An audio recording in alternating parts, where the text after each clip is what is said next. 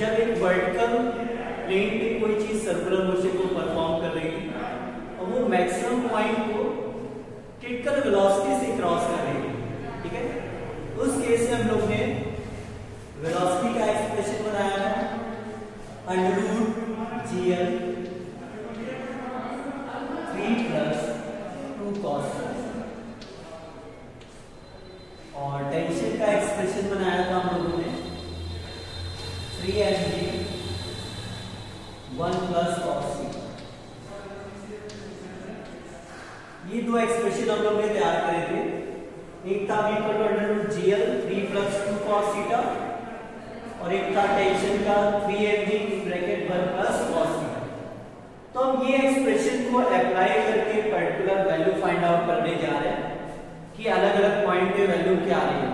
Okay students, तो देखते हैं। जैसे मान लीजिए सर्कुलर मोशन इस वर्टिकल सर्किल पे हो रही है, तो पहले तो वो यहाँ पे था, फिर यहाँ पर है, फिर यहाँ पर है। तो ये तीन केसेस हम लोग डिस्कस करने जा रहे हैं। ये वाले पॉइंट को हम A मान ले रहे हैं, ये वाले पॉइंट को B मान ले रहे हैं, ये वाले पॉइंट को C मान ले रहे हैं। तो इन सारे पॉइंट्स पे वेलोसिटी क्या होगी, ठीक है, टेंशन क्या होगा, ये हमको फाइंड आउट करना है, ठीक है। तो सबसे पहले हम लोग पॉइंट A की बात करते हैं, ठीक है। जनरल कंडीशन आपको याद होगी, जनरली वो ऐसे था, यहाँ वेलोसिटी V मानी थी और ये एंगल थीटा, ठीक है। तो अगर हम लोग पॉइंट A की बात करें, यानी वो ऐसे, तो उस केस में थीटा 0 हो जाएगा। यानी अगर हम लोग पॉइंट A की बात करें, यानी पॉइंट A के लिए बात करें, तो बताइए कि वो A पे तो थीटा बन ही नहीं रहा हो, यानी थीटा की वैल्यू हो जाएगी 0। तो अगर हम लोग पॉइंट A की बात करें तो वहां पे थीटा 0 होगा, और अगर थीटा 0 है तो यहाँ पे वैल्यू रख दीजिए थीटा की, तो V इक्वल टू आएगा √GL इन ब्रैकेट 3 + 2 cos θ यानी cos 0। अब लोग जानते हैं cos 0 की वैल्यू 1 होती है, तो V इक्वल टू आ जाएगा √GL 3 + 2 cos θ यानी 1।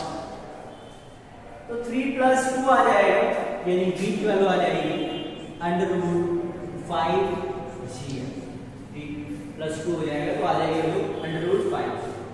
तो अगर पॉइंट A की बात करें तो यहाँ पे इसकी जो वेलोसिटी रही होगी, जो स्पीड रही होगी, मैग्नीट्यूड रहा होगा वेलोसिटी का, वो होगा √5G। ओके स्टूडेंट्स, अब जरा टेंशन फाइंड आउट करते हैं। तो टेंशन के लिए क्या करेंगे, थीटा की जगह 0 रख दीजिए, तो 3mg 1 + cos θ यानी cos 0, T इक्वल टू आ जाएगा 3mg cos 0 की वैल्यू 1 रखेंगे, तो T इक्वल टू आ जाएगा 3mg × 2 यानी टेंशन आ जाएगी 6 है।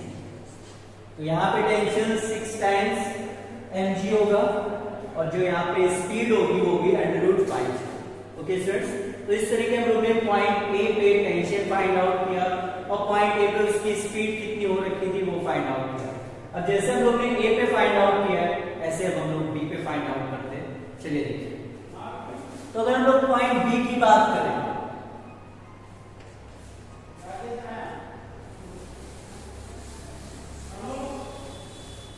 तो अगर हम लोग B की बात करते हैं तो देखिए जरा, B वाले केस में जब वो यहाँ पॉजिटिव ट्रायंगल हो जाएगा 90, ठीक है ना, यानी थीटा की वैल्यू 90 के इक्वल हो जाएगी।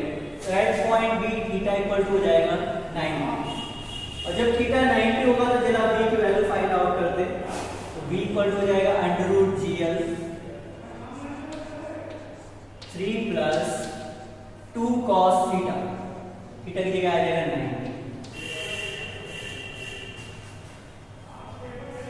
तो V इक्वल टू हो जाएगा √GL।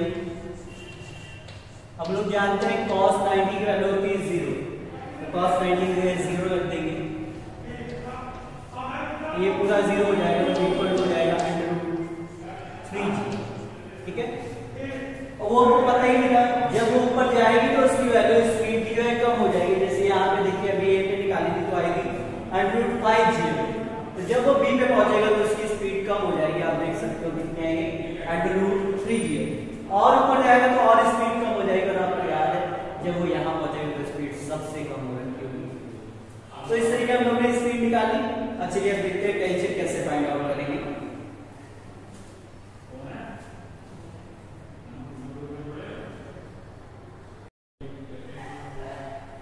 चलिए बी पे हम लोग टेंशन फाइंड आउट करते हैं। तो टेंशन का मामला है 3mg 1 plus cos theta. Theta रखा जाएगा 90 डिग्री, कॉस 90 रख दिया। अभी कॉस 90 होता है 0, वो वैल्यू पुट कर देंगे यहाँ। तो 3mg 1 प्लस 0 आ जाएगा, मल्टीप्लाई होगा तो t इक्वल टू आ जाएगा 3। ठीक है, आप देख सकते हो यहाँ पे जो a पे स्पीड आई है y के √5g, b पे जो स्पीड आई है y √3g है। a पे स्पीड ज्यादा थी, b पे स्पीड कम थी, और ये हमको पता है जैसे जैसे वो चीज ऊपर की तरफ जाएगी स्पीड कम होती जाती है। टेंशन के बारे में हम लोग ने यही बात कही। देखिए जब हम लोग ने a पे टेंशन निकाला था तो आया था 6mg, याद होगा। और अभी देखिए जब b पे निकाला है तो आया है 3mg, यानी वो आधा रह गया। तो जैसे जैसे वो बॉडी वर्टिकल प्लेन में ऊपर जाती जाएगी तो आप देख सकते हो टेंशन भी कम हो रहा है। यहाँ पे 6mg था और यहाँ निकाला तो 3mg है, और स्पीड भी कम हो रही है। यहाँ पे 5gl थी और यहाँ हम लोग ने निकाली तो 3gl आई। ओके स्टूडेंट्स, अब आते हैं पॉइंट सी।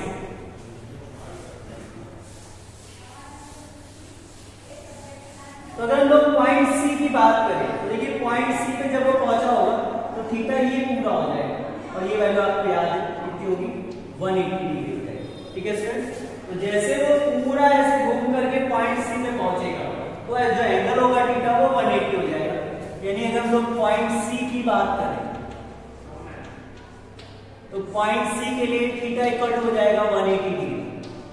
ठीक है स्टूडेंट्स, चलिए हम लोग निकालते हैं v की वैल्यू।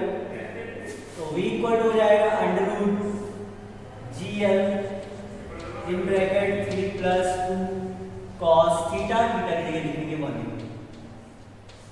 अब याद रखिएगा cos 180 की वैल्यू होती है -1। ठीक है स्टूडेंट्स, cos 180 की वैल्यू होती है -1। कैसे निकालेंगे इसको, आप एलाइड एंगल्स के फॉर्म में चेंज करिएगा, 180 - 0 लिखिएगा। ठीक है, 180 - 0 जो है सेकंड क्वाड्रेंट में जाएगा, वहां साइन प्लस होता है, cos से प्लस होता है, ये cos है तो वो नेगेटिव आएगा, यानी इसकी वैल्यू आएगी -1। वो वैल्यू पुट करते हैं तो देखिए जरा v की वैल्यू क्या बनेगी, तो √gl 3 प्लस 2 × -1 हो जाएगा। तो v इक्वल हो जाएगा √gl 3 - 2 हो जाएगा, 3 - 2 1 हो जाएगा। तो v की वैल्यू आ जाएगी √g। ओके स्टूडेंट्स, तो देख सकते हैं ये वैल्यू आपको याद होगा, इसी को हम लोग क्रिटिकल वेलोसिटी बोलते थे, उसका फॉर्मूला ये है v इक्वल टू √gl। और ये फॉर्मूला हम लोग ने ऐसे नहीं निकाला था, हमने कैसे निकाला था कि जब वो मैक्सिमम हाइट वाली पोजीशन में पहुंचेगा तो उस समय जो उसका वेट हो रखा होगा mg, वही mv²/r, यानी सेंटीमीटर फोर्स देगा, दोनों को बराबर करते तो v की वैल्यू आ जाएगी। और ये क्रिटिकल वेलोसिटी का फॉर्मूला है। ठीक है स्टूडेंट, तो इतनी वेलोसिटी इसके ऊपर है, और अगर हम चाहते तो डायरेक्टली लिख सकते थे अगर ये ना भी करते तो, क्योंकि हमने पहले ही रेड कर लिया है कि वो सी को क्रॉस कर रहा है विद क्रिटिकल वेलोसिटी, यानी जब उसने सी को क्रॉस किया है तो वहां पे उसकी स्पीड क्रिटिकल वेलोसिटी थी, और देख सकते हो ऐसे है। ओके स्टूडेंट्स, चलिए अब टेंशन को हम लोग निकालते फाइंड आउट करते हैं। देखिए टेंशन का फॉर्मूला क्या बनेगा, तो टेंशन है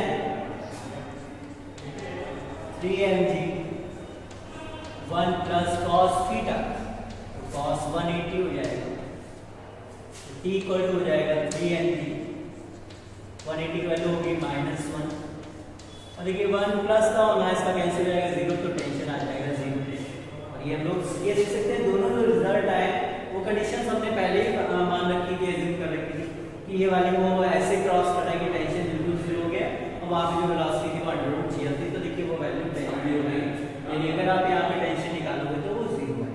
अच्छा आपको बताते हैं जैसे अगर यहाँ पे वेलोसिटी जो है क्रिटिकल वेलोसिटी से कम हो जाती है तब क्या होगा, अगर यहाँ पे वेलोसिटी क्रिटिकल वेलोसिटी से कम हो जाती है तो जो स्प्रिंग ले रखी है वो स्लैग कर जाएगी, यानी उसके बाद ये जो पार्टिकल होगा वो सर्कुलर ट्रैक पे नहीं रह जाएगा, वो ऐसे यहाँ तो ड्रॉप हो जाएगा। ठीक है स्टूडेंट्स, तो 0.50, यहाँ पे और कम हो गई और यहाँ पे और कम हो गई। टेंशन की बात करें तो यहाँ पे सबसे ज्यादा था, यहाँ और कम हुआ, यहाँ पहुंच के बिल्कुल 0 हो गया। तो इन दो एक्सप्रेशन से हम लोग किसी भी पॉइंट के अगर थीटा पता हो तो हम लोग वैल्यूज को फाइंड आउट कर सकते हैं। लेकिन याद रखिएगा ये वैल्यूज तभी अप्लाई करेंगे जब वो मैक्सिमम हाइट वाले पॉइंट को क्रिटिकल वेलोसिटी से क्रॉस कर रहा है, यानी अंडर जीरो। उस केस में यहाँ पे जो टेंशन होगा मैक्सिमम हाइट वाले पॉइंट पे वो 0 हो सकता है। ठीक है स्टूडेंट्स, होप आपको ये दोनों टॉपिक अच्छे समझ आए होंगे। Thank you.